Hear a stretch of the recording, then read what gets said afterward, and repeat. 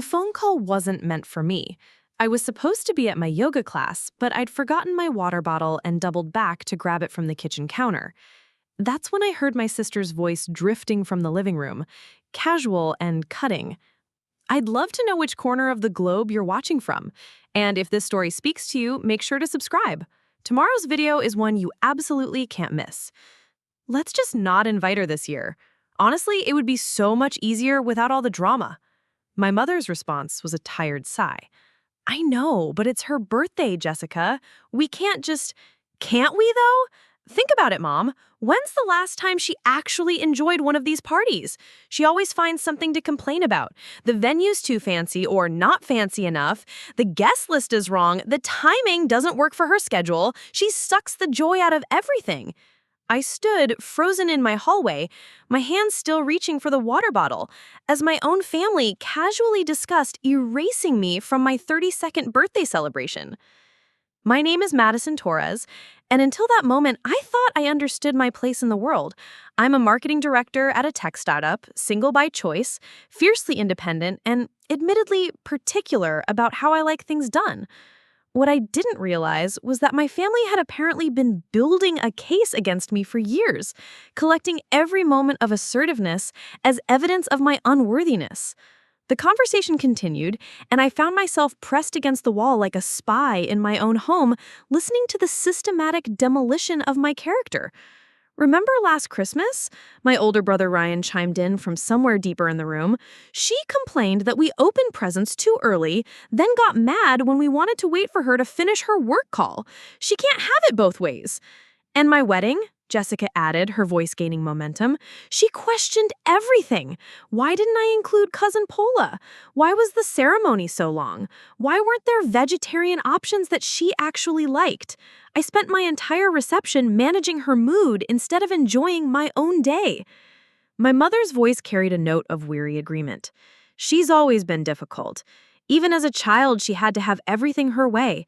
Remember how she used to rearrange her room constantly? And God forbid we moved anything, she'd have a complete meltdown. A fourth voice joined the chorus, my stepfather, David, whom I'd always believed had a soft spot for me. Look, I love Madison, but she's exhausting. Every family gathering turns into walking on eggshells. We're all afraid to suggest anything because she'll either take over completely or find reasons why it won't work. The words hit me like physical blows. Each accusation contained just enough truth to sting, but they were all twisted. Context stripped away, motivations ignored. Yes, I had strong opinions. Yes, I liked things done well, but these weren't character flaws. They were the traits that had made me successful in every other area of my life. So what are we actually saying here?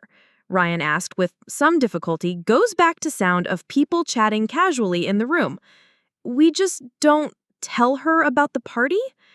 We could do something small with her separately, my mother suggested, though her tone lacked conviction. Maybe dinner, just the two of us. Something low-key that she can't turn into a production. Perfect, Jessica said with audible relief. We'll plan the real party for the weekend after. Adults only, no drama, no stress. We can actually enjoy ourselves for once. I heard the shuffle of papers, the clink of coffee cups being set down. They were already moving on. The decision made with the casual efficiency of people who had been thinking about this for longer than the conversation had lasted. I'll handle the venue, David offered. That new rooftop place downtown has availability. I'll do the guest list, Ryan added. Finally, we can invite people without worrying about Madison's opinions on everyone.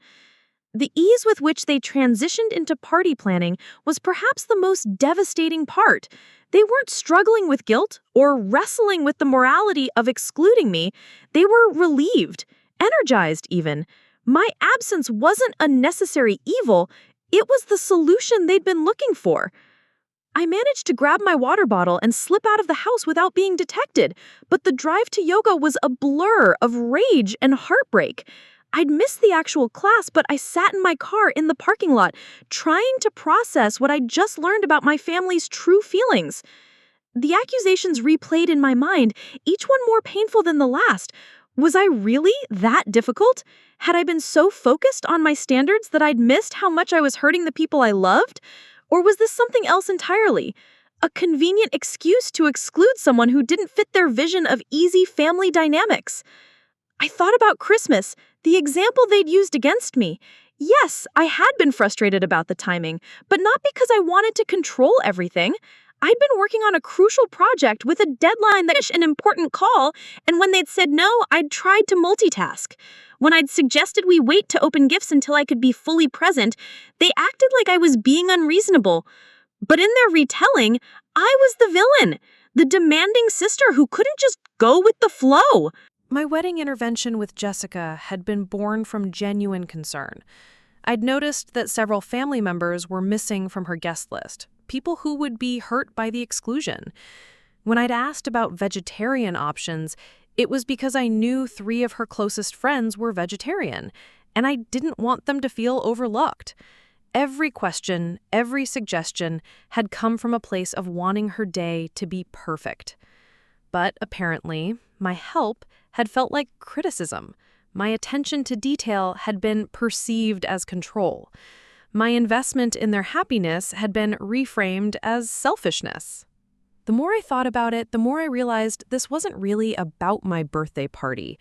This was about years of accumulated resentment, a family narrative that had slowly crystallized around the idea that I was the problem child, the difficult one, the source of tension. I started remembering other moments with fresh eyes.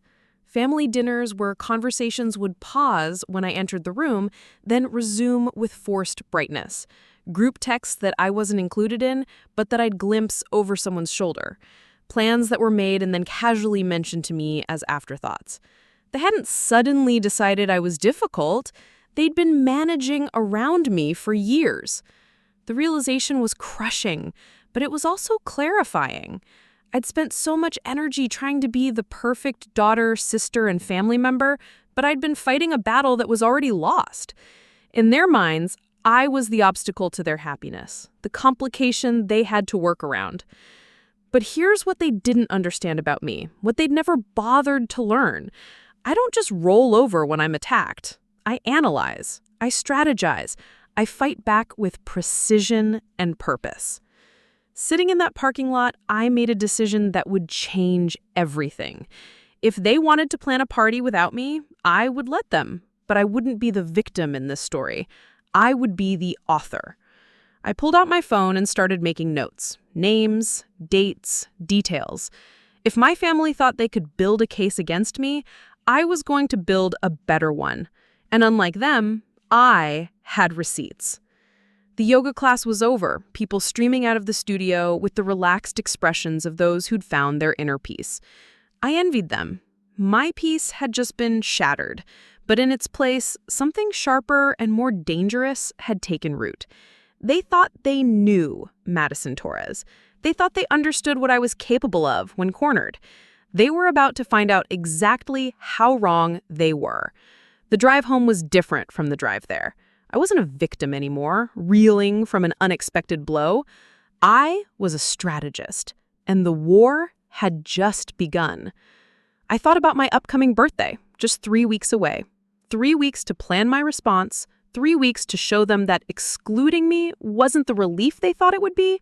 It was the biggest mistake they'd ever made.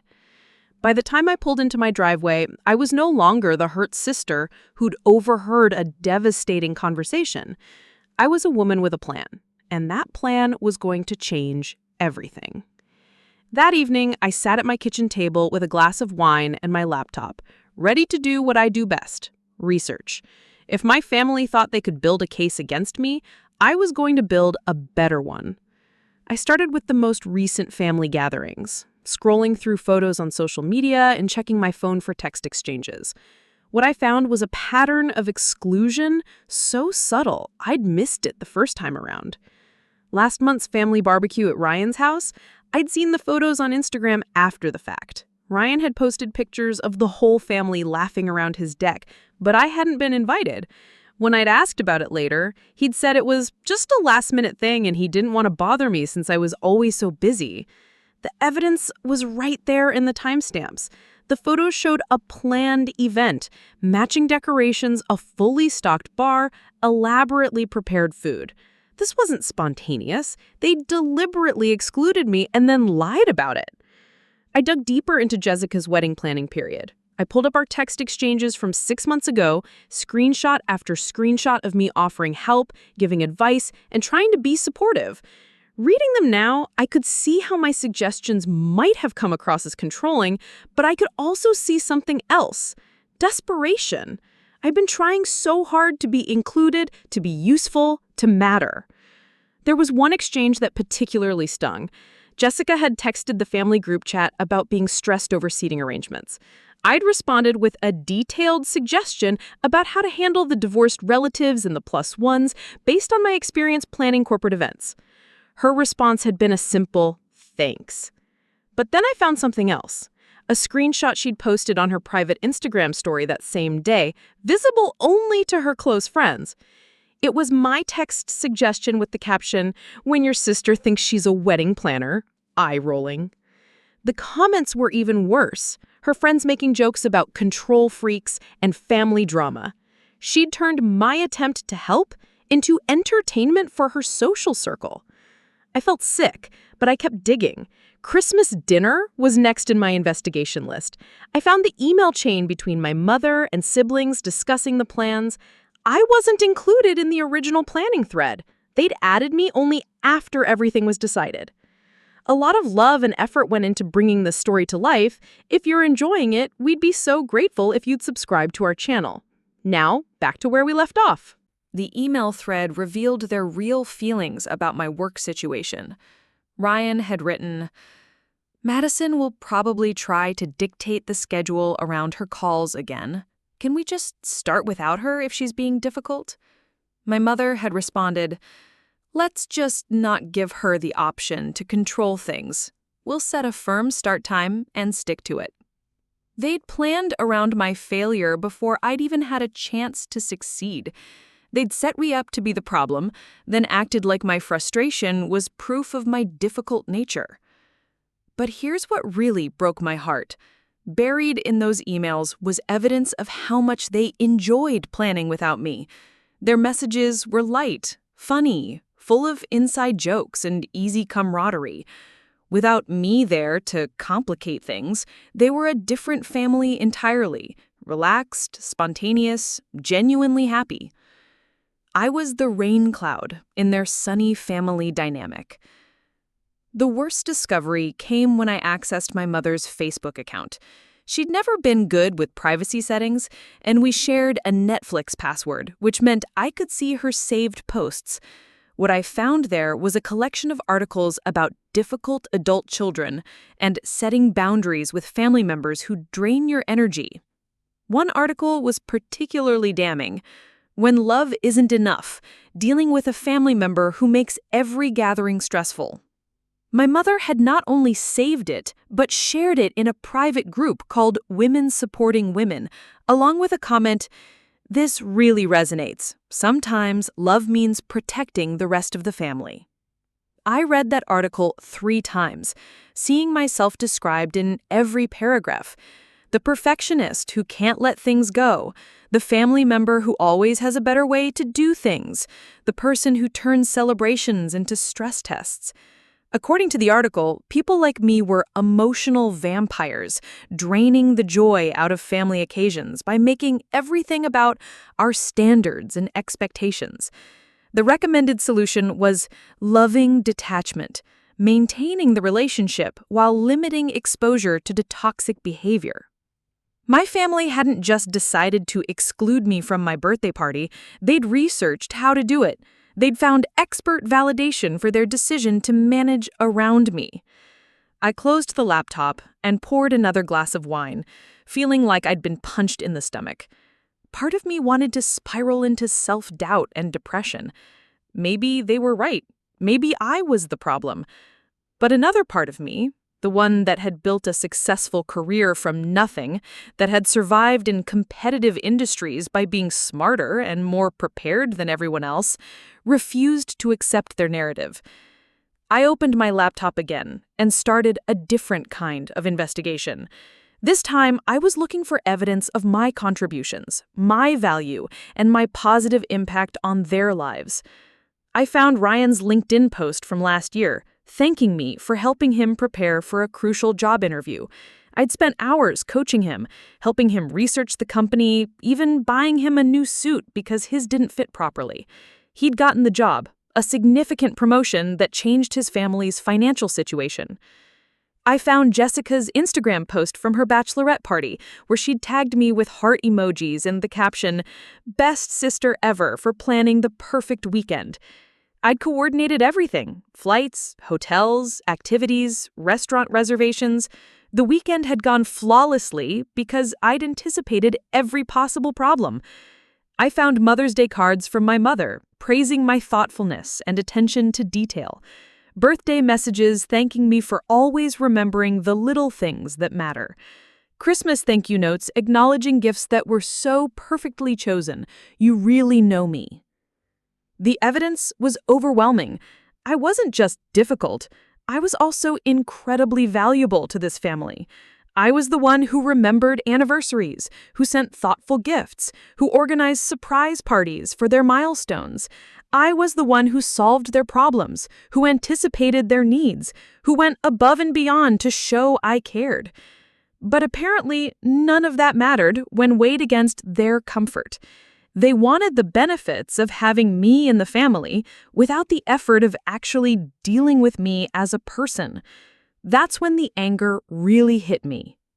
I'd spent years bending over backwards to be the perfect daughter and sister, only to discover they'd been secretly planning to phase me out. They'd taken my gifts, my help, my emotional labor, and my love, all while building a case for why I didn't deserve the same in return.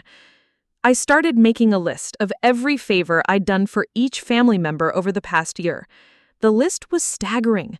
I'd dog-sat for Ryan during his family vacation, including dealing with his elderly German Shepherd's medication schedule and special diet.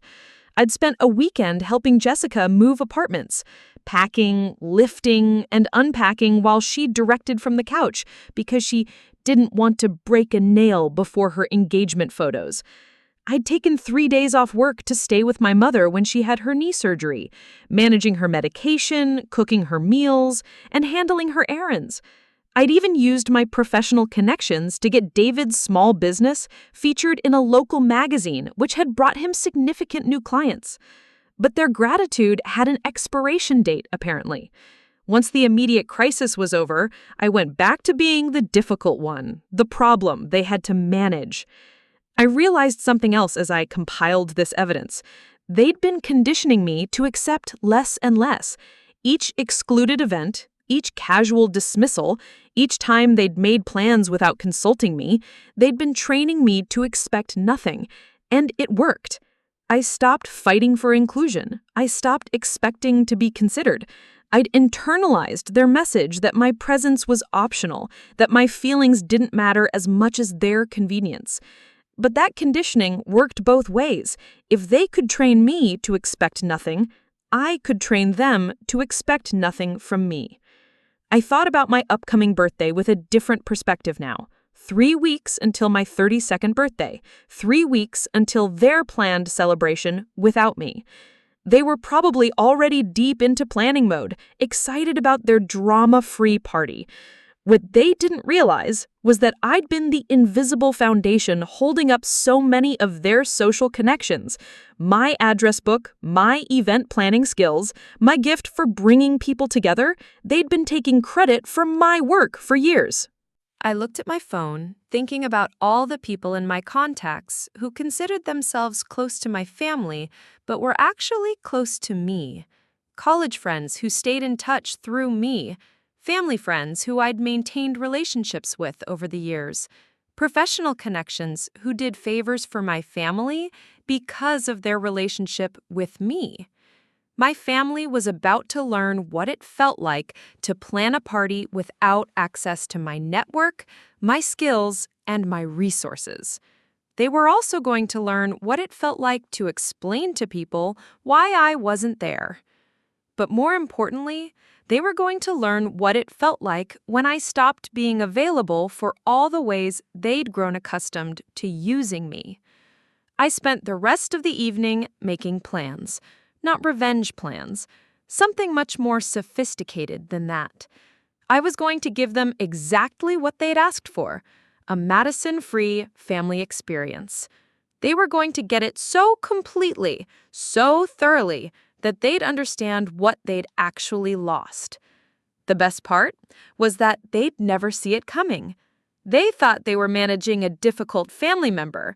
They had no idea they were cutting out the person who'd been managing everything for them. The first move in my strategy was the hardest, becoming unavailable. For someone who had spent years being the family problem solver, stepping back felt like swimming against a current I'd been riding my entire life. It started small. When Ryan texted me about helping him set up his new smart TV system, I responded 8 hours later with a simple, "Sorry, swamped with work." When Jessica called asking for restaurant recommendations for a date night, I let it go to voicemail and never called back. My mother's request for help organizing her closet got a polite decline. "Wish I could, but I'm completely booked this month." David's question about marketing advice for his struggling business received a brief, "You should probably hire a professional consultant for that." The beautiful thing about withdrawal is that it looks like self-care from the outside. Nobody could accuse me of being vindictive or petty. I was just a busy professional, focusing on my own life for once. But the absence of my constant availability created immediate ripple effects. Ryan called me 3 times over the weekend, increasingly frustrated about the TV situation. Apparently, the simple installation had turned into a nightmare of incompatible cables and confusing menu systems. In the past, I would have driven over immediately, probably stopping to buy the right equipment along the way. This time, he had to pay a technician $200 to fix what I could have handled in an hour. Jessica's date night had been a disaster because she'd chosen a restaurant based on its Instagram aesthetics rather than actual reviews. The food was terrible, the service was worse, and her new boyfriend had suggested they leave after the appetizers. She texted me a long, rambling message about how she wished she'd asked me first, since I always know the good places. My mother spent an entire Saturday wrestling with her overstuffed closet alone, eventually giving up in frustration and leaving everything in piles on her bedroom floor. She called me that evening, sounding exhausted and defeated, asking if I might have time the following weekend. I told her I was going out of town. The out-of-town trip was real, but it wasn't for work. I'd booked myself a solo weekend at a spa resort, using vacation time I'd been hoarding for months. I posted a few carefully curated photos to Instagram, me getting a massage, reading by the pool, enjoying gourmet meals. The pictures painted an image of someone living her best life, completely content with her own company. The comments from family members were telling. Jessica wrote, "Looks amazing. Wish I was there." Ryan added, "Living the dream." My mother simply put a heart emoji, but I could read the subtext. They were starting to notice that I had a whole life they weren't part of. The second phase of my strategy was more targeted, redirecting my emotional investment. Instead of channeling my energy into family relationships that clearly weren't reciprocated, I started investing in friendships and connections that actually valued what I brought to the table. I reached out to Chloe, a colleague from my previous job, who'd been trying to get me to join her book club for months. I'd always been too busy with family obligations, but suddenly my calendar was open wide. The book club turned out to be exactly what I'd been missing. A group of smart, accomplished women who appreciated thoughtful conversation and genuine connection. Through the book club, I met Sarah, a freelance event planner who'd been struggling to break into the corporate market. I connected her with my network, introducing her to 3 companies that needed her services. Within 2 weeks, she'd booked enough work to sustain her business for the next 6 months. I started saying yes to after-work drinks with my team, something I'd rarely done because I was always rushing to some family commitment. I discovered that my colleagues actually enjoyed my company, valued my insights, and found my attention to detail refreshing rather than controlling. The contrast was stark. Outside my family, people appreciated my organizational skills, my memory for details, and my ability to anticipate problems before they occurred. They saw these traits as assets, not character flaws. Meanwhile, my family was starting to feel the absence of those skills in ways they hadn't anticipated. The first major crack in their system came when they tried to plan a surprise party for David's 50th birthday. Jessica had volunteered to coordinate it, confident that party planning couldn't be that difficult. After all, how hard could it be to book a venue and invite some people? I learned about the disaster through Chloe, whose sister worked at the restaurant Jessica had booked. Apparently, she'd made a reservation for 30 people without checking if the private dining room was available. She'd also failed to account for David's severe shellfish allergy when choosing a seafood restaurant for the venue. The party was 3 days away when Jessica discovered these problems. The restaurant couldn't accommodate them in the main dining room, and David couldn't eat anything on the menu. She was facing the prospect of either canceling the party or finding a new venue with 72 hours' notice. In the past, this would have been a Madison emergency. Jessica would have called me in tears, and I would have dropped everything to fix the situation.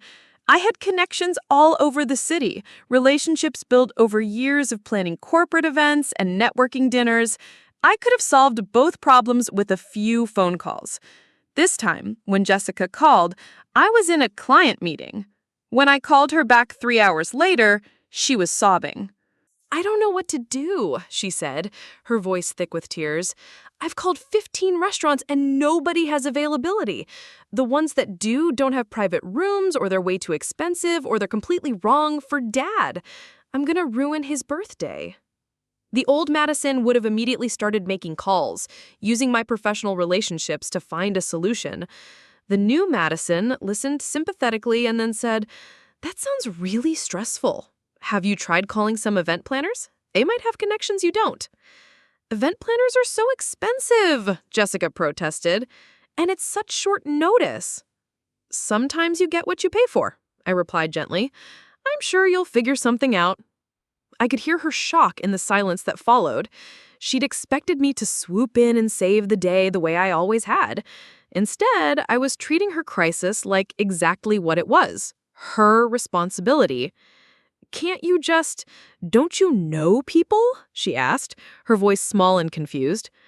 "I do," I said, "but this is your project and I'm sure you want to handle it yourself. You've got this." The call ended with Jessica clearly frustrated and me feeling a mixture of guilt and satisfaction. The guilt was familiar, the old programming that told me I was responsible for everyone's happiness. The satisfaction was newer, the recognition that I wasn't obligated to fix problems I hadn't created. Jessica did eventually find a solution, but it cost David's party twice what it should have and resulted in a venue that was perfectly adequate but lacking the special touches that would have made it memorable. David was gracious about it, but I heard through my mother that he'd been disappointed by the generic feel of his milestone celebration. The third phase of my strategy was the most psychologically complex, reframing my family's behavior in my own mind.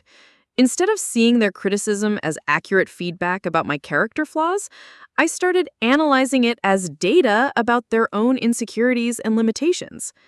My mother's complaints about my controlling nature often came after I'd successfully handled situations that had overwhelmed her. My organizational skills highlighted her own scattered approach to life, making her defensive about her methods. Ryan's accusations that I was too intense typically followed conversations where I demonstrated knowledge or expertise he lacked. His comments about me being difficult often coincided with his own professional struggles, as if my success somehow diminished his own achievements. Jessica's frustration with my perfectionism usually emerged when her own plans fell short of her expectations. Rather than acknowledging the complexity of execution, it was easier to blame me for setting impossible standards. Understanding these patterns didn't eliminate the hurt, but it changed its nature. Instead of internalizing their criticism as truth about my worth, I could see it as information about their own emotional limitations.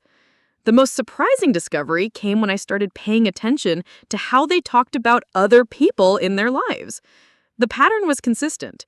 Anyone who challenged them, outperformed them, or required them to step up their own efforts eventually became difficult or demanding or too much work.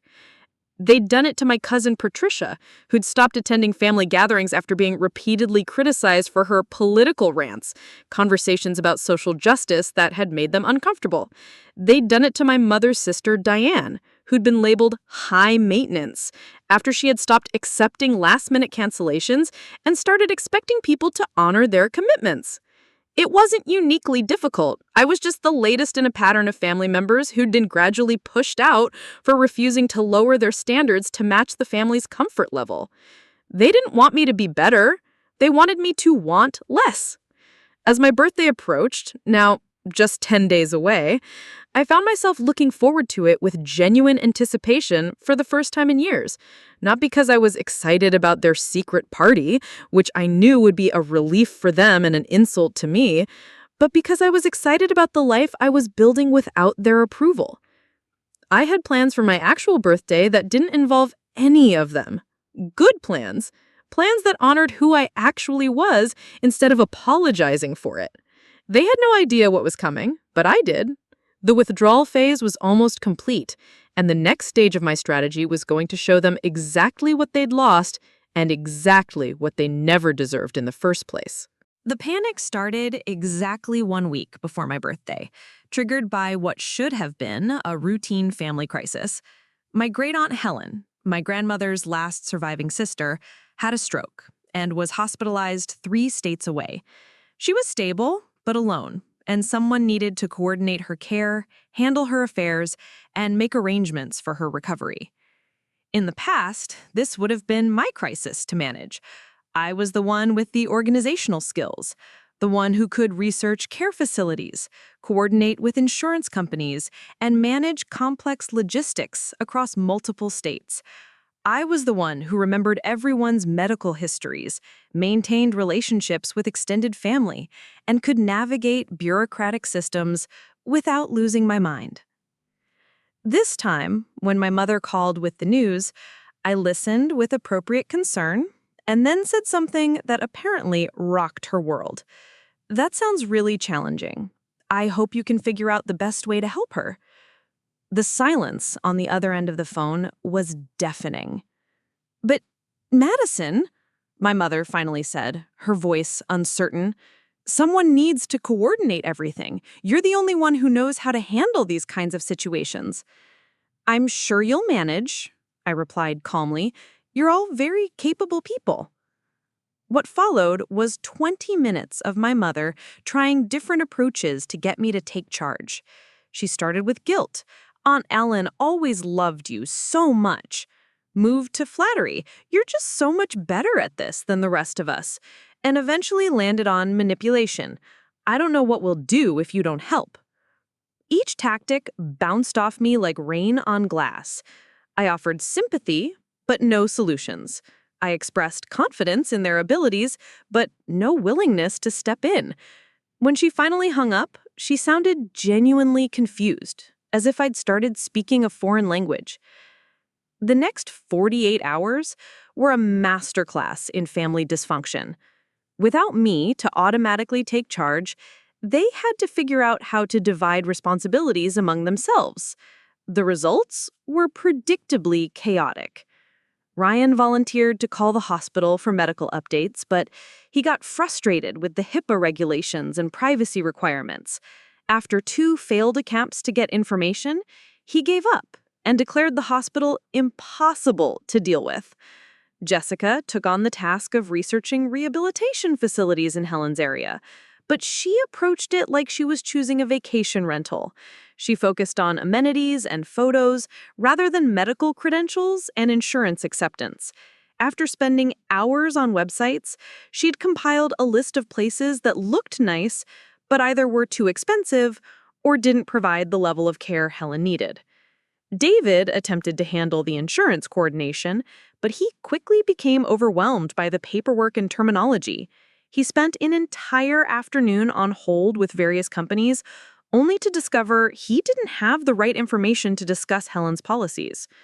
My mother tried to coordinate between them all, but without someone taking overall charge, the effort became a series of individual projects that didn't connect to create a coherent plan. By Wednesday, 3 days into the crisis, they were all frustrated, overwhelmed, and getting nowhere. Helen's discharge was scheduled for Friday, and they still didn't have a plan for her care. That's when the first direct plea came.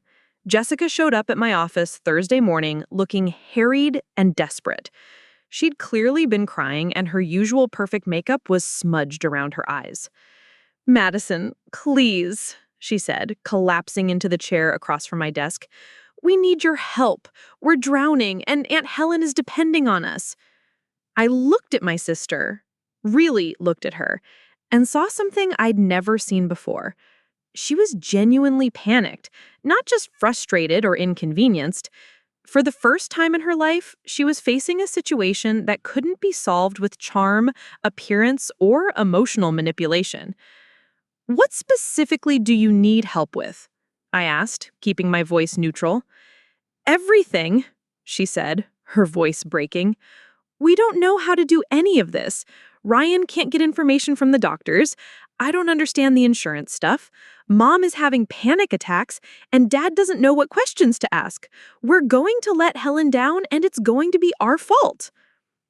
The old Madison would have immediately opened her laptop and started making phone calls.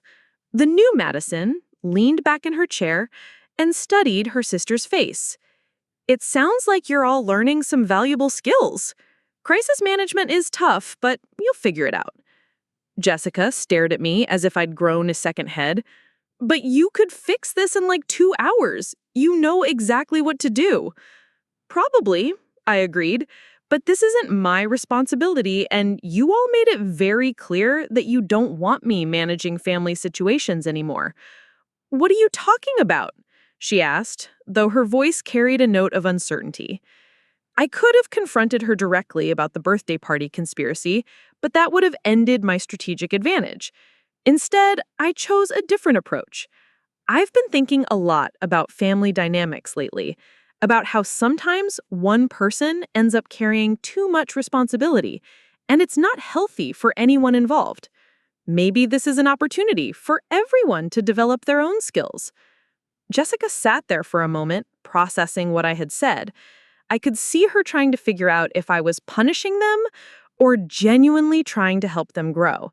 The fact that she couldn't tell was perfect. "But what about Helen?" she asked finally. "What about her?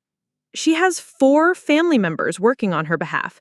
Surely, among the 4 of you, you can figure out how to help one elderly woman transition from hospital to rehabilitation, unless you think you're all incompetent." The word incompetent hung in the air like a challenge.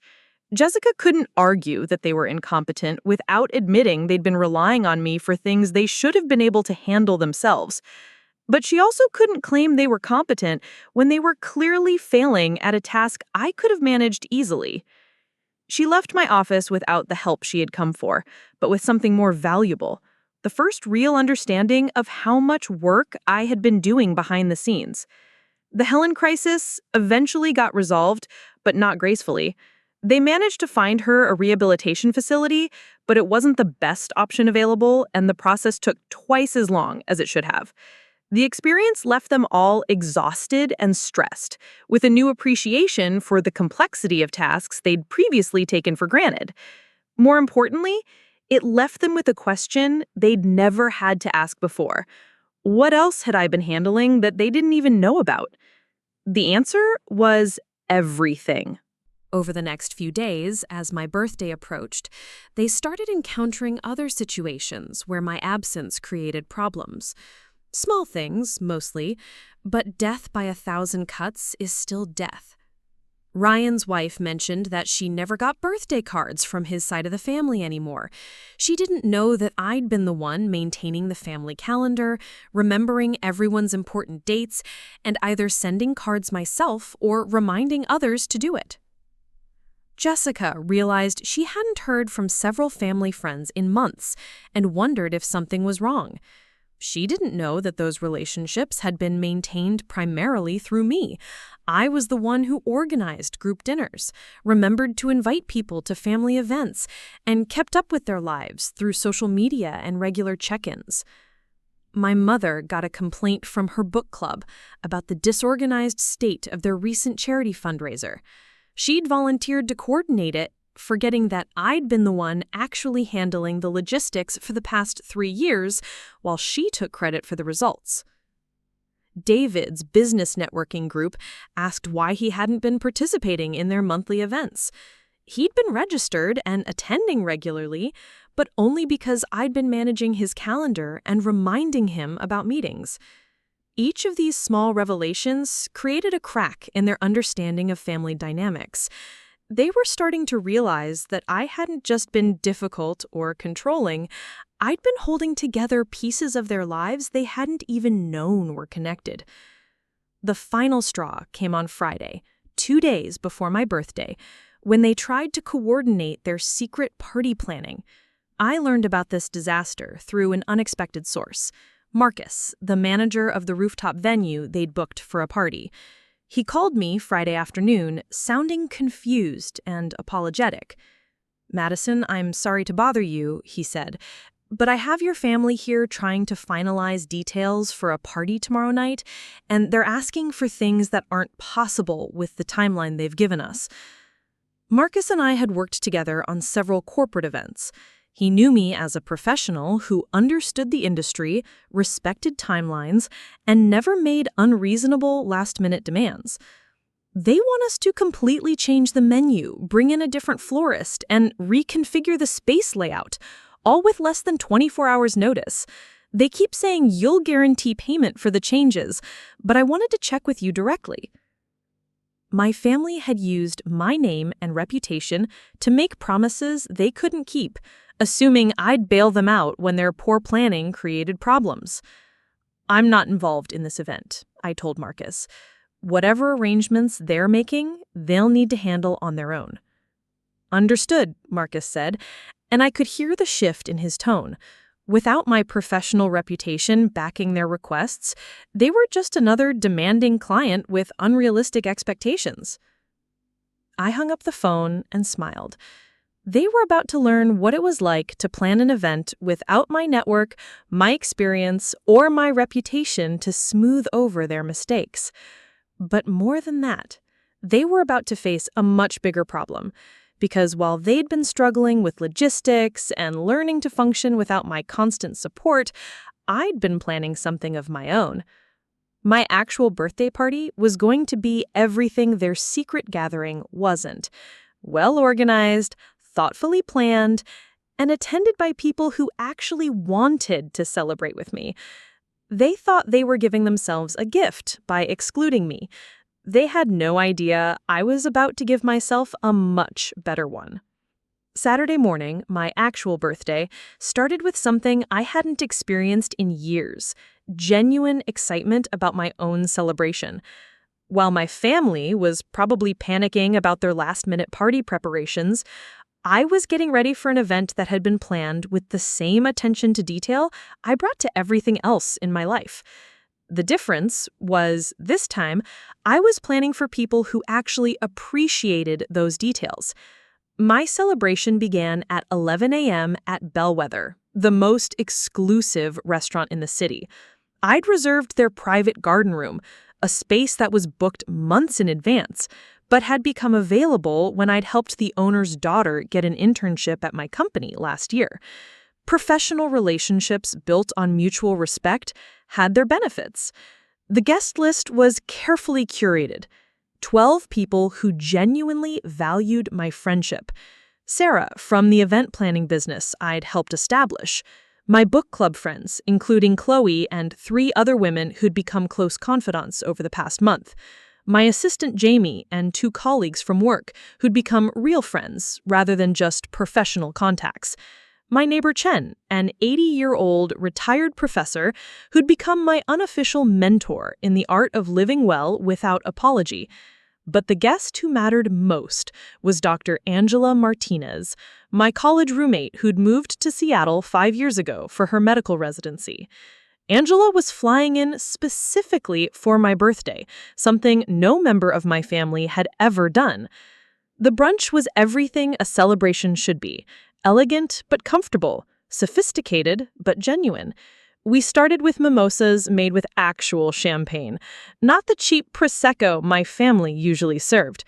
The menu featured dishes I'd selected because I loved them, not because they accommodated everyone else's dietary restrictions and preferences.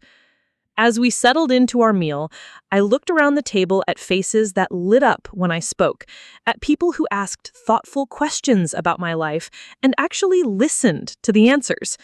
The contrast with family dinners was stark. These people didn't just tolerate my opinions, they sought them out. Sarah raised her glass first. To Madison, who has the most generous heart of anyone I know, and the backbone to match. The toasts that followed were specific and personal. Chloe talked about how my book recommendations had changed her perspective on leadership. Jamie mentioned how I'd advocated for her promotion when others had overlooked her potential. Mrs. Chen, with the wisdom of her 80 decades, said something that made me tear up. You, my dear, are proof that being difficult is just another word for having standards. Between the laughter and genuine conversation, I posted a few photos to Instagram. Nothing excessive or attention-seeking, just moments of joy with people who clearly adored my company. The contrast with my usual family gathering photos was intentional and obvious. By 2 p.m., we'd moved to the second part of my celebration, a private wine tasting at Meridian Vineyards, 40 minutes outside the city. The owner, Tony Meridian, was a client whose business I'd helped save with a brilliant marketing campaign 2 years ago. When I'd mentioned wanting to celebrate my birthday somewhere special, he'd offered to close the tasting room to other guests for the afternoon. The drive there was part of the experience. Instead of carpools filled with family tension and passive-aggressive comments, we had 2 rented cars filled with women who were genuinely excited to spend the day together. Angela rode with me, and we spent the drive catching up on 5 years of life, career changes, relationship updates, and dreams for the future. I have to ask, Angela said, as we wound through the Vineyard Hills. How are things with your family? You haven't mentioned them once today. I'd been waiting for this question. Angela knew my family history better than anyone. She'd witnessed the dynamic during college visits, had seen how they diminished my achievements and dismissed my feelings. She'd been the one to point out, years ago, that healthy families didn't make their members feel guilty for being successful. Actually, I said, choosing my words carefully, they're having their own little gathering today. Same day, different celebration. Apparently, they decided I'd be happier with something low-key. Angela was quiet for a moment, processing this information. As a doctor, she was good at reading between the lines when people described family dynamics. "They're having a party without you?" she asked finally. "On your birthday?" "They think I don't know about it. They've been planning it for weeks, convinced that they'll all have more fun without having to deal with my difficult personality." "Madison," Angela said, her voice soft with understanding, "that's not family dysfunction. That's emotional abuse." Hearing those words from someone with Angela's training and objectivity hit differently than when I'd thought them myself. It wasn't just my perception or sensitivity. A medical professional who specialized in human psychology was confirming what I'd begun to suspect.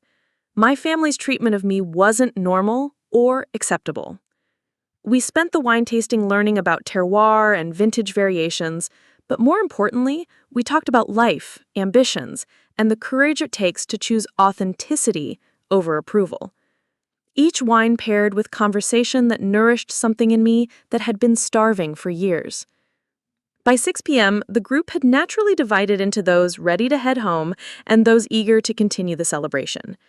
The evening portion was smaller and more intimate, just Angela, Sarah, Chloe, and myself, moving to my apartment for dinner. I'd hired a private chef, another professional connection who owed me a favor, to prepare a meal that was entirely about my preferences. No accommodating my mother's low sodium requirements or David's aversion to anything too ethnic. No worrying about Jessica's latest diet restrictions or Ryan's immature palate. The menu was bold and sophisticated.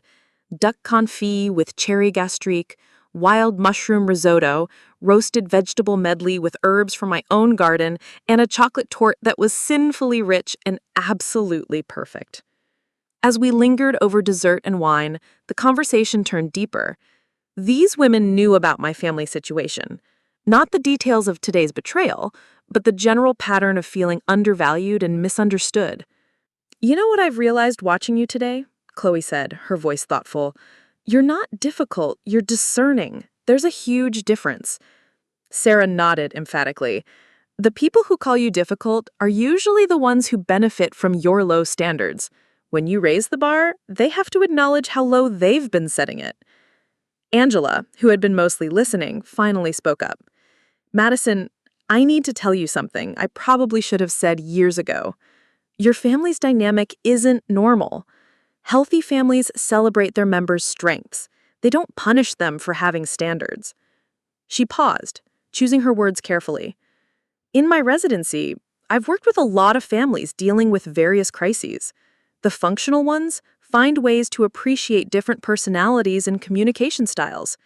The dysfunctional ones scapegoat whoever challenges their comfortable mediocrity." The conversation that followed was revelatory.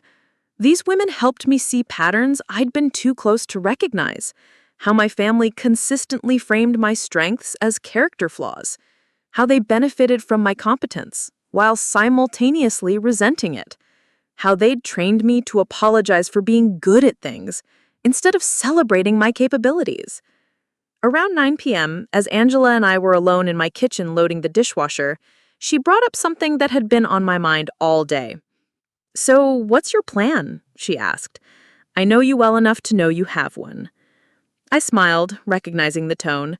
This was the same voice she'd used in college when she'd known I was plotting something elaborate for a particularly deserving professor or obnoxious classmate. They think they're getting away with something. They think they've successfully managed around me, that they've found a solution to their Madison problem. They have no idea that their solution just revealed how much they actually need me. "And?" Angela prompted. "And tomorrow, they're going to realize that excluding me wasn't the relief they thought it would be. It was the beginning of a much bigger problem."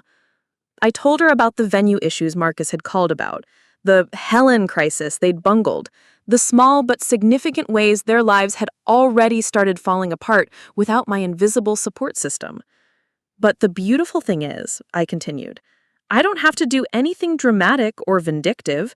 I just have to keep being unavailable for all the ways they've grown accustomed to using me. They'll create their own consequences." Angela leaned against my counter, studying my face. "And what about you?" she asked. "What do you get out of this besides proving a point?" I gestured around my apartment at the evidence of the day I'd just had. "I get this," I said. "I get to stop apologizing for who I am. I get to stop managing other people's comfort at the expense of my own dignity. I get to discover what my life looks like when I'm not constantly trying to earn love from people who've already decided I'm not worth it." The evening ended with Angela staying over in my guest room, something that felt wonderfully normal and adult. We stayed up until midnight talking about everything and nothing, the way real friends do when they have the luxury of uninterrupted time together. As I finally settled into bed, I reflected on the day. It had been perfect, not because nothing went wrong, but because every element had been chosen intentionally to honor who I actually was, rather than accommodate who others wanted me to be. Meanwhile, my family was probably dealing with the aftermath of their own celebration. A party planned without consideration for logistics, executed without professional competence, attended by people who would inevitably ask where I was. They thought they'd given themselves a gift by excluding me. What they'd actually done was given me something much more valuable: absolute clarity about what I deserved and the courage to stop accepting less. The best part was, they still had no idea what was coming. Tomorrow would bring new challenges they weren't prepared for, and this time there would be no Madison to swoop in and save the day. For the first time in my adult life, their problems were going to stay their problems, and my happiness was going to be my priority. Sunday morning brought the first wave of consequences, delivered through a series of increasingly frantic text messages that started arriving at 7 a.m. The first was from my mother. "Madison, can you call me when you get this? We need to talk about something important." Then Jessica. "Hey, hope you had a nice quiet birthday yesterday. Call me back, please." Ryan's message was more direct. "Madison, what the hell happened at Marcus's place last night? He said you told him you weren't involved." But it was David's text that revealed just how badly their evening had gone. "We really need your help fixing some things. Can you come over this morning?" I read each message while enjoying coffee on my balcony, Angela still asleep in the guest room. The desperation in their communications was palpable, but I felt nothing but calm detachment. Whatever crisis they were facing was entirely of their own making. I waited until 10 a.m. to respond, and only to my mother. "Good morning. I'm spending the day with Angela, who flew in from my birthday. Hope your evening went well. Talk soon." The response was immediate. "Madison, please call me. It's urgent." Instead of calling, I put my phone on silent and focused on making breakfast for Angela and myself. We had plans to visit the art museum and spend her last day in town enjoying each other's company. Whatever family emergency they were manufacturing could wait. The first real insight into their disaster came from an unexpected source: a Facebook post from my cousin Patricia, the one who'd been gradually excluded from family events for being too political. Patricia had posted a photo from the previous night with the caption, "Awkward family party where everyone kept asking where the guest of honor was. Some serious family drama brewing in the Torres clan." The picture showed about 15 people clustered awkwardly on the rooftop venue, drinks in hand but clearly uncomfortable expressions on their faces. My family members were visible in the background, looking stressed and overwhelmed. More telling were the comments underneath. "Wait, whose birthday was it?" asked a family friend. "I thought this was Madison's party, but she never showed up," replied Patricia. "So confusing. Jessica kept making excuses but wouldn't explain anything," added another attendee. The picture painted itself clearly. They'd tried to have a birthday party without the birthday person and spent the entire evening fielding uncomfortable questions about my absence. Their brilliant plan to avoid family drama had created exactly the kind of public embarrassment they'd been trying to prevent.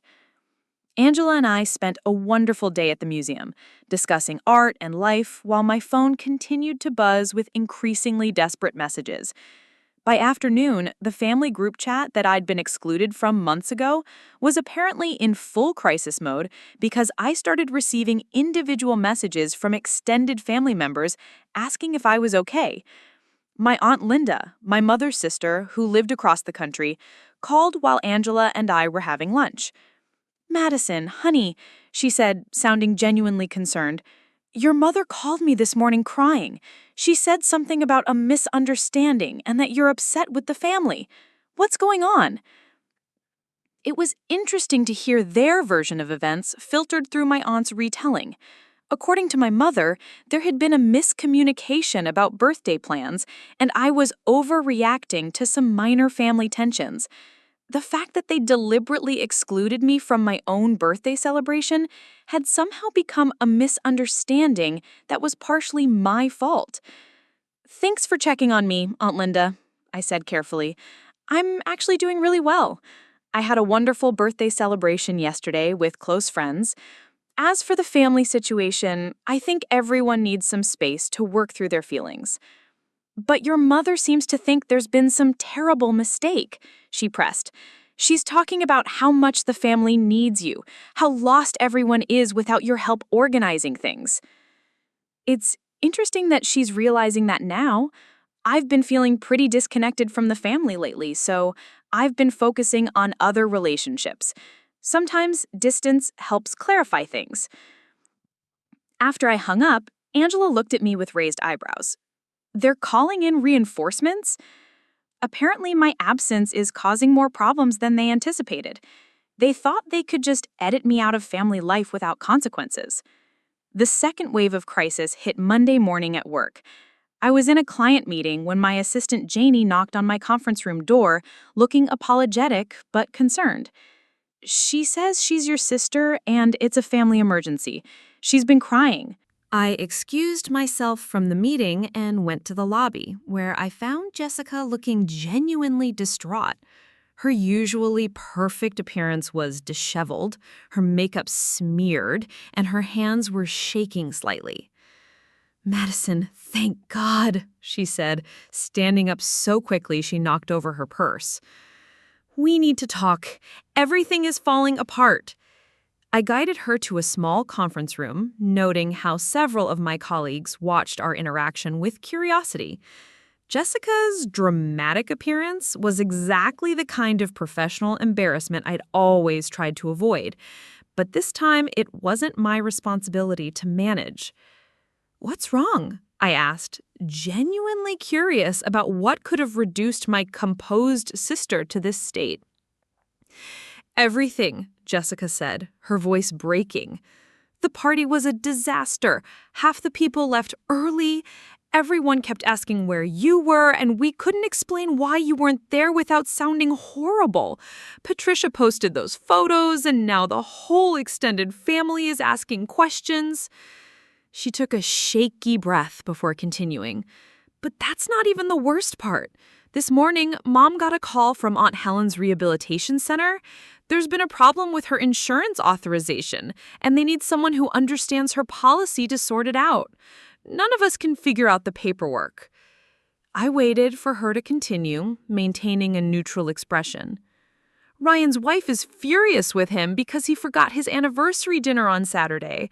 Apparently, you always reminded him about important dates, and he just assumed you still were. She's threatening to leave him." Jessica was crying openly now, her voice becoming increasingly desperate. "And Dad's business networking group is dropping him because he missed 3 important meetings in a row. He says you used to manage his calendar, and he never learned how to do it himself. He's losing clients." The list of consequences continued to unfold like an avalanche. My mother's book club was in chaos because she'd promised to organize their annual charity auction, but had no idea how to coordinate with vendors, manage RSVPs, or handle the financial logistics. David's attempt to plan a surprise anniversary party for them had collapsed when he couldn't secure a venue, coordinate catering, or manage the guest list. "We tried to do everything ourselves," Jessica said, wiping her nose with a tissue. "We thought it would be easy, that you just made it look complicated, but we can't do any of it. We don't know how you kept track of everything, how you made it all work." She looked up at me with red, desperate eyes. "We need you, Madison. We were wrong to make decisions without including you. We're sorry." It was the first time any of them had explicitly acknowledged that they'd excluded me, though she still couldn't bring herself to say the words directly. "What exactly are you asking me to do?" I said calmly. "Come back," she said immediately. "Help us fix everything. We'll do better. We'll appreciate you more. We just need you to help us get back to normal." The word normal hung in the air between us. Normal, where I handled everyone's responsibilities while they took credit and complained about my methods.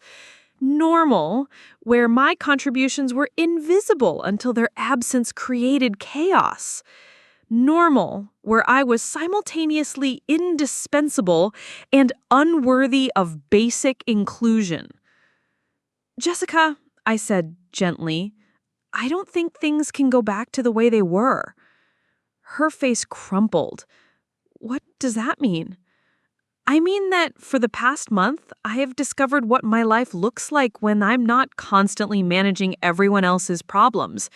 And I've realized that I'm much happier when I'm not responsible for fixing situations I didn't create. I paused, choosing my words carefully. You said you need me, but what you actually need is to learn how to handle your own responsibilities. I can't keep being the solution to problems that exist because no one else wants to develop basic life skills. She stared at me as if I'd announced I was moving to Mars. The idea that I might not rescue them from their own incompetence was apparently inconceivable. But what about family? She asked weakly. What about loyalty and helping each other? That's a great question. What about it?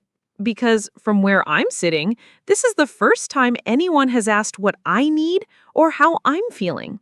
The help has been flowing in one direction for a very long time. The conversation continued for another 20 minutes, with Jessica cycling through different emotional appeals. She tried guilt. Mom is having panic attacks. Manipulation. Aunt Helen really needs you. And bargaining. We'll make it up to you somehow. But I held firm. I offered sympathy for their struggles while maintaining that their crises weren't my responsibility to solve. I suggested resources they could use, professional organizers, calendar apps, administrative assistants, while making it clear that I wouldn't be resuming my role as family crisis manager. When Jessica finally left, she looked shell-shocked. She'd come expecting to apologize her way back to the status quo, and instead she'd learned that the status quo was permanently off the table. I returned to my client meeting, where I had to briefly explain that there'd been a family situation. My clients were understanding and professional, but I couldn't help noticing the contrast. In my work life, people respected my boundaries and appreciated my expertise. They didn't expect me to sacrifice my well-being to solve their problems. That evening, Angela called from the airport before her flight back to Seattle. How are you feeling about all this? It sounds like they're really struggling without you. They are, but you know what's interesting? I don't feel guilty about it anymore. I feel liberated. Good, Angela said firmly. Guilt is just another form of control.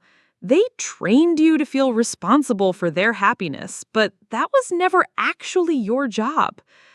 After we hung up, I sat on my balcony with a glass of wine, processing the day's events. My family was experiencing the natural consequences of their choices, and for the first time in my adult life, I wasn't rushing to protect them from those consequences. They were learning what life looked like without my constant support, just as I was learning what life looked like without their constant criticism. The difference was I was thriving, they were flailing. And tomorrow would bring new challenges they weren't prepared for because the foundation of competence they'd built their lives on had been my competence, not theirs. They still didn't understand that this wasn't a temporary situation they could apologize their way out of. This was a permanent shift in family dynamics, and they were going to have to decide whether they wanted to adapt or continue to struggle. But that decision was theirs to make. For the first time in years, their problems stayed with their problems.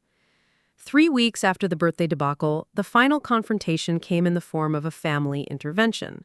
They'd orchestrated it with the same lack of finesse they'd applied to everything else since I'd withdrawn my support, but this time they'd recruited professional help, a family therapist named Dr. Rebecca Walsh. My mother had called Tuesday morning, her voice carefully controlled in a way that signaled she was reading from prepared notes. Madison, we've arranged for the family to meet with a counselor this Saturday. Dr. Walsh has some time available, and we think it would be beneficial for everyone to talk through recent tensions. The phrasing was careful, clinical, recent tensions, instead of the fact that we deliberately excluded you from your own birthday party. Beneficial for everyone, instead of, we need you to come back and fix our lives. That sounds like something you all should definitely do, I replied. Family therapy can be very helpful for working through dysfunction. We want you to be there, Madison, my mother said, her practiced calm slipping slightly. This is about all of us. Actually, Mom, I don't think it is. This sounds like it's about the family system you've built, and I'm not really part of that system anymore. The silence on the other end of the phone was deafening. I could practically hear her recalibrating, trying to figure out how to respond to a daughter who was no longer operating according to the old rules. "What do you mean you're not part of the family?" she asked, her voice rising with the first hint of genuine panic I'd heard from her. "I mean that I've realized I was never really part of your family dynamic. I was a resource you all used when convenient and excluded when inconvenient.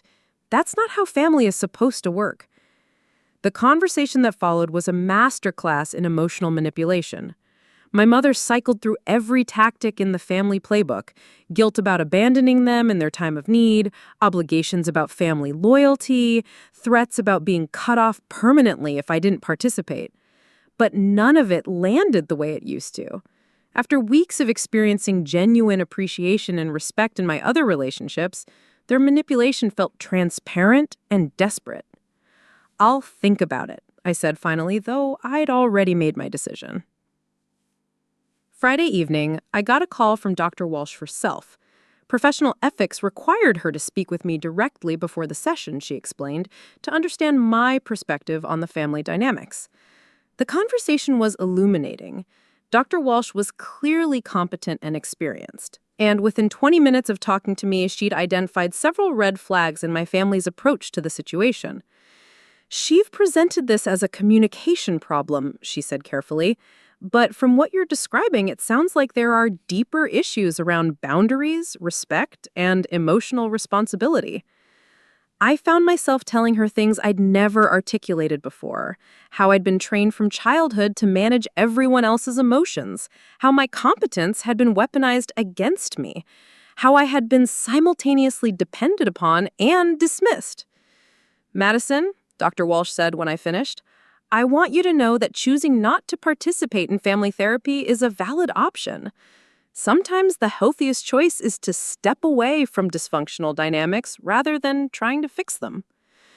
Her words gave me permission I didn't know I needed. I'd been feeling guilty about considering skipping the session, but she was right. I wasn't obligated to subject myself to a coordinated effort to manipulate me back into a role that had been damaging my well-being. Saturday afternoon, while my family was presumably sitting in Dr. Walsh's office trying to figure out how to get me back, I was having lunch with Sarah and two new friends I'd met through her business network.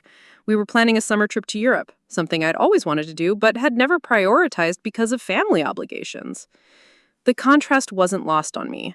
While they were paying a therapist to help them process their feelings about my absence, I was making plans for my future with people who celebrated my presence. Around 4 p.m., as I was browsing travel websites and researching Italian cooking classes in Tuscany, my phone started ringing. First my mother, then Jessica, then Ryan. I let them all go to voicemail. The messages they left painted a picture of the therapy session that had gone very differently than they had expected. My mother's voicemail was barely coherent. "Madison, Dr. Walsh wants to meet you separately. She says there are things we need to understand about family roles and boundaries. Please call me back." Jessica's message was more revealing. "Madison, the therapist kept asking us questions about why we excluded you, and honestly, Madison, we couldn't really explain it in a way that made sense. She said some things that were hard to hear. We need to talk." But it was Ryan's message that showed they were finally beginning to understand the magnitude of their mistake. "Madison, I get it now. I get why you're angry. Dr. Walsh helped us see how we've been treating you, and Jesus, we really screwed up. Not just the birthday thing, everything, for years. Please give us a chance to fix this." I listened to each message twice, noting the shift in tone from their usual demands to something approaching genuine remorse. But remorse without understanding was just another form of manipulation, and I'd learned to distinguish between the two. Sunday morning brought an unexpected visitor.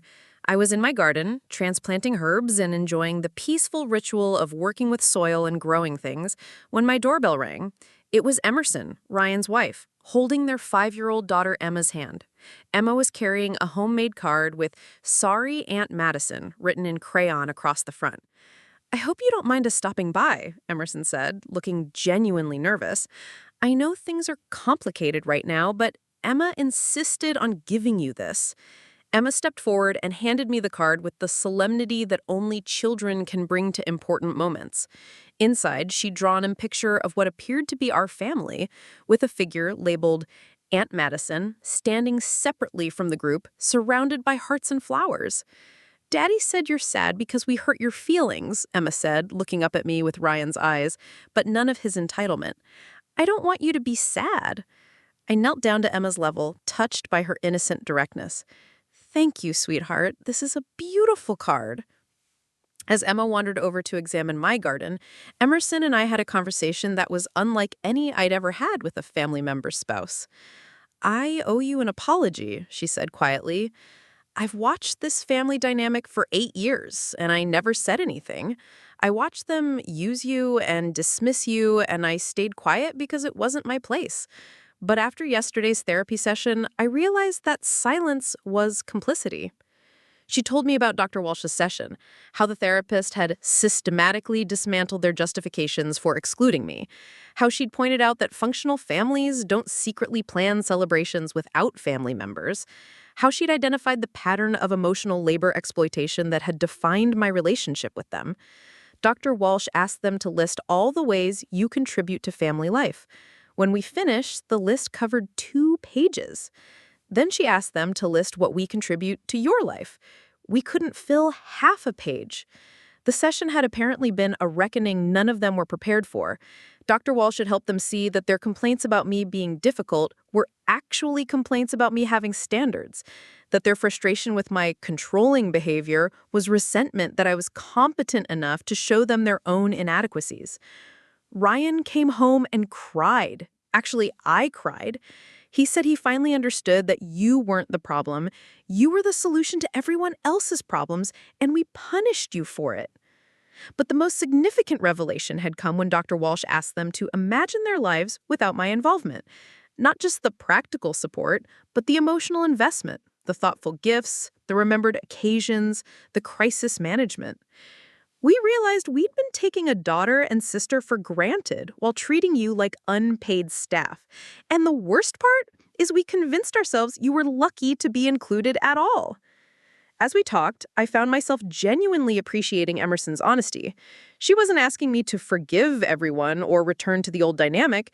She was simply acknowledging the truth of what had happened and taking responsibility for her part in it. "What happens now?" I asked. "I don't know," she said honestly. "Ryan wants to try to rebuild things with you, but he's finally understanding that it has to be on your terms. Your parents are struggling more. They're having a harder time accepting that they can't just apologize and have everything go back to normal." "And Jessica?" "Jessica's angry," Emerson admitted. "She's stuck between understanding that you have legitimate grievances and being furious that you won't just forgive everyone and fix their problems. She's not handling the loss of control well." After Emerson and Emma left, I spent the rest of the day reflecting on this new information. Part of me felt validated. They finally understood what they'd done and how it had affected me. But a larger part of me felt something I hadn't expected: indifference. Their newfound understanding was important for their own growth, but it didn't change my fundamental realization about our relationship. They'd revealed who they truly were when they thought there would be no consequences. Therapy might help them understand their behavior, but it couldn't undo the years of dismissal and exclusion. More importantly, I'd discovered who I was without their approval, and I liked that person. I'd built genuine friendships, pursued interests that brought me joy, and created a life that didn't require me to constantly prove my worth. Over the next few weeks, the family members reached out individually, each offering their own version of an apology and their own hopes for reconciliation. My mother wanted weekly dinners to rebuild our relationship. Jessica proposed a sister's trip where we could start fresh. Ryan suggested I become godmother to his next child as a gesture of how much you mean to our family. Each offer was well-intentioned, but missed the fundamental point. They were still trying to fit me back into their family system rather than examining whether that system was worth preserving. I responded to each with the same basic message. I appreciated their recognition of the problems, but I wasn't interested in returning to any version of our previous dynamic. I was open to building new relationships with them as individuals, but only if those relationships were based on mutual respect and genuine equality. Some of them accepted this, others didn't. 6 months later, I had developed a genuinely healthy relationship with Emerson and Emma. We met for coffee every few weeks, and I'd become the kind of aunt I'd always wanted to be, someone who was chosen rather than obligated, appreciated rather than taken for granted. Ryan and I had a tentative but growing connection. He'd started therapy individually and was slowly learning to take responsibility for his own life management. Our conversations were awkward at first, but they were honest in a way they'd never been before. My mother struggled the most with the new dynamic. She alternated between accepting the change dynamic and making passive-aggressive attempts to guilt me back into my old role. We spoke every few weeks, but the easy closeness we'd once had was gone, replaced by polite but distant cordiality. Jessica never fully accepted the new reality. She interpreted my boundaries as rejection and my self-care as selfishness. After several months of increasingly hostile interactions, we eventually stopped communicating altogether. It was sad, but it was also peaceful. David, interestingly, had responded to the crisis by finally learning to manage his own responsibilities. His business had recovered once he'd hired an assistant and started using proper organizational systems.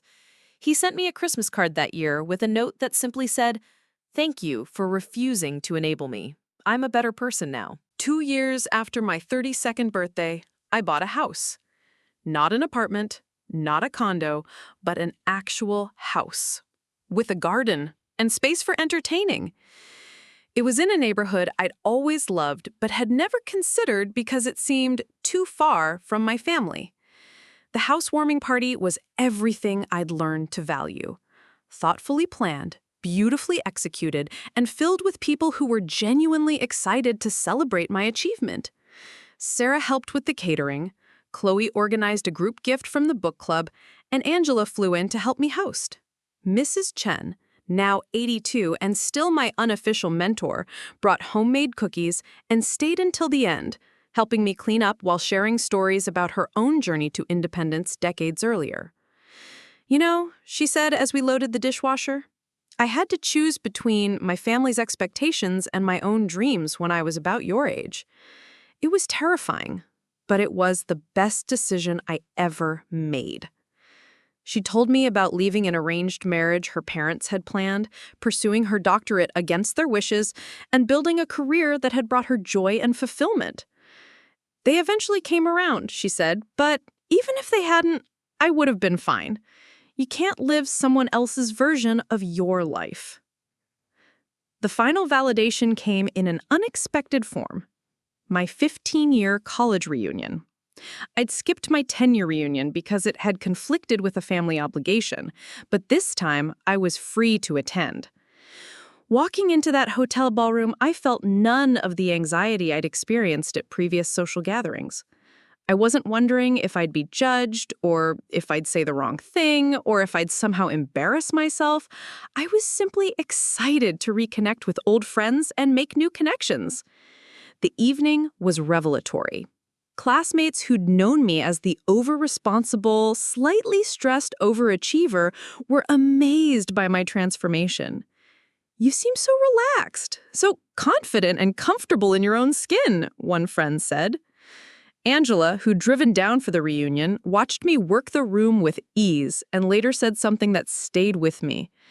"You know what's different about you now? You're not apologizing for taking up space anymore." She was right.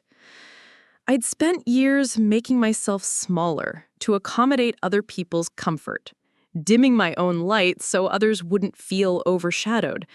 Now I was finally allowing myself to shine at full brightness, and it turned out that most people appreciated the illumination rather than feeling threatened by it. The reunion reminded me that growth often requires distance from situations, from people, sometimes from entire chapters of your life. What had felt like loss at 32 now felt like liberation at 34. As I drove home from the reunion, I realized something profound. I wasn't angry at my family anymore. I wasn't hurt or resentful or waiting for them to change. I was simply grateful for the lesson they'd inadvertently taught me about self-worth and boundaries. They'd shown me what it felt like to be undervalued, which made me recognize and appreciate genuine appreciation when I found it. They demonstrated what unhealthy family dynamics looked like, which made me more intentional about creating healthy relationships going forward. In trying to diminish me, they'd actually helped me discover my true strength.